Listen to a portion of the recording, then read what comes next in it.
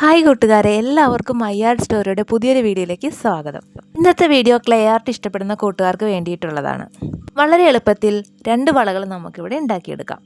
കുപ്പിയിൽ നിന്ന് മുറിച്ചെടുത്ത ഇതേപോലെയുള്ളൊരു പീസാണ് വളയുടെ ബേസായിട്ട് ഉപയോഗിച്ചിട്ടുള്ളത്.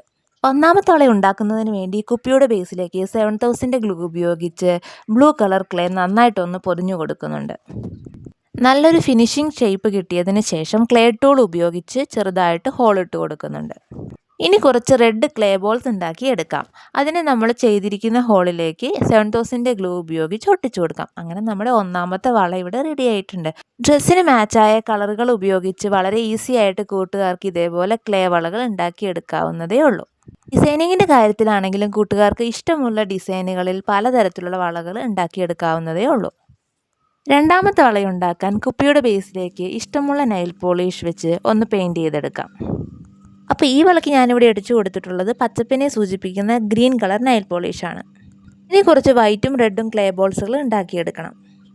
ക്ലേ ഉപയോഗിച്ച് ഇതുപോലെയുള്ള ഒരു പരീക്ഷണങ്ങളൊക്കെ ചെയ്തു നോക്കാൻ ഇഷ്ടമുള്ള കൂട്ടുകാരാണ് ഈ വീഡിയോ കാണുന്നതെങ്കിൽ ഈ ഒരു കുട്ടി ക്രാഫ്റ്റ് ഇഷ്ടപ്പെട്ടിട്ടുണ്ടെങ്കിൽ ലൈക്ക് ചെയ്യാൻ മറക്കല്ലേ.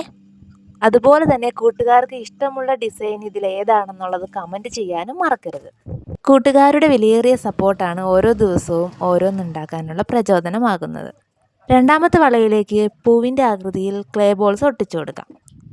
അപ്പോൾ ഇതേപോലെ ആർട്ടും ക്രാഫ്റ്റൊക്കെ ഇഷ്ടമുള്ള കൂട്ടുകാരാണ് ഈ വീഡിയോ കാണുന്നതെങ്കിൽ സബ്സ്ക്രൈബ് ചെയ്യാത്തവരാണെങ്കിൽ ഒന്ന് സബ്സ്ക്രൈബ് ചെയ്ത് സപ്പോർട്ട് ചെയ്തേക്കണേ.